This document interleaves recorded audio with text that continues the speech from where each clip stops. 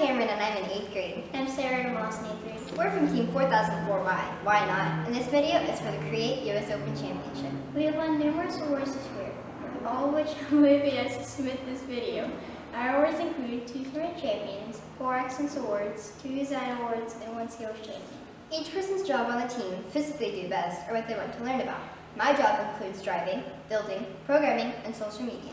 My job includes entering notebook, scout, prioritization, learning to program, and charging batteries. We both enjoy the jobs we have and like how they are split up. We went through 2 robots this year, a lot of prototypes, and almost an eye to get to where we are today, and I've learned a lot along the way. So without further ado, let's get into it. So our plan for the year has always been to think about the end of the year and what we need to be able to do. Most of the time, every team needs to be able to do everything on the field, but this year we thought it was different. We decided that hanging wasn't really worth it because if you have 2 good alliances and you throw all the stars over, by the time you hang, all the stars are going to be on your side again. So we decided to scratch hanging and focus on throwing objects over the fence and being efficient at it. So this is our robot. We will show you a video in a little bit. The design is pretty self-explanatory. This claw picks up objects and it throws it over the fence.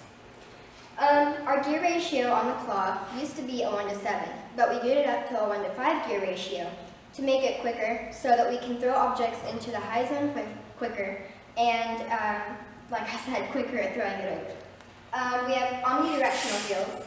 They are our preferred choice. They really help us turn. We also have a 1:5 gear ratio on our lift.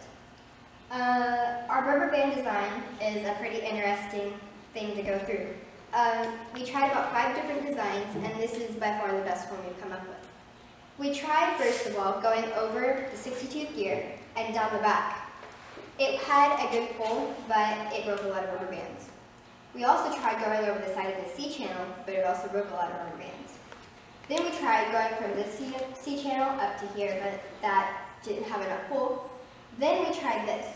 It goes from an axle to these 2 standoffs, and it doesn't hit anything or come in contact, so it has a good pull, and it doesn't bump into anything. We have a total of 12 motors which are distributed between our claw, our arm, and our wheels. We have 2 motors on our claw that both have swell gears in them.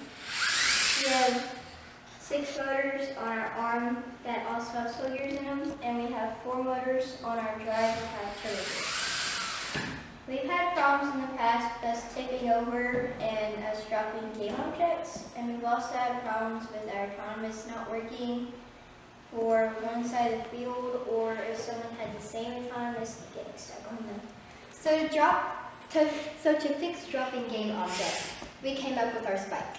It deploys at the beginning of the match and helps us from dropping objects. It also helps us, to pick up more than 1 object at a time. Before this, we could only pick up 1 or 2, but now we can pick up about 7 or 8 stars. To fix tipping, we came up with our anti-tip design. This also deploys at the beginning of the match and locks into place with these 2 C-channel that we have holes cut out. We have a high-strength shaft right here that falls down into the holes and locks it in place.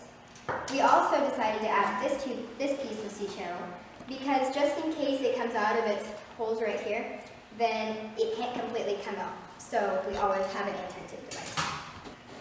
And to fix our autonomous, we came up with our potentiometer. At different angles, it runs different programs.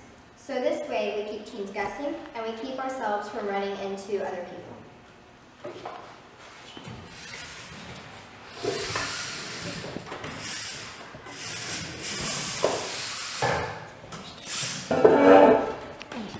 This is our notebook that has a total of 89 pages in it, and I'm going to show you it. This is our design process that we use for everything. We go through it, and if it works, then it doesn't, and if it doesn't work, then we have steps to go through to get a better solution. And we vote on everything. It's not dictatorship.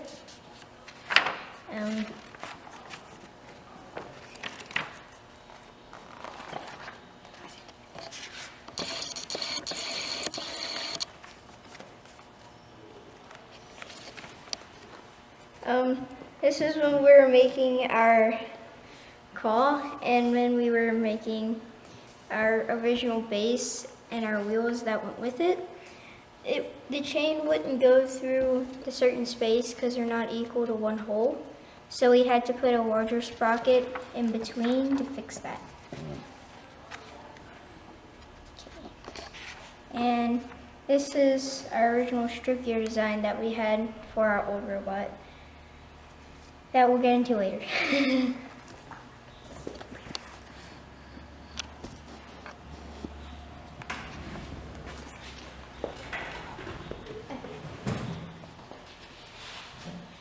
Our old robot, our old design for it, had a strip gear design that once the gear reached a certain point, it would snap up and throw things over the fence.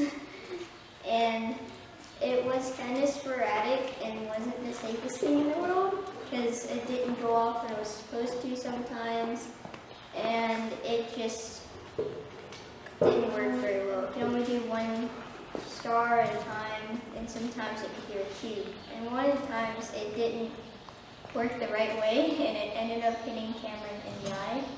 So we had to scrap that. So now we're going to show you our new robot.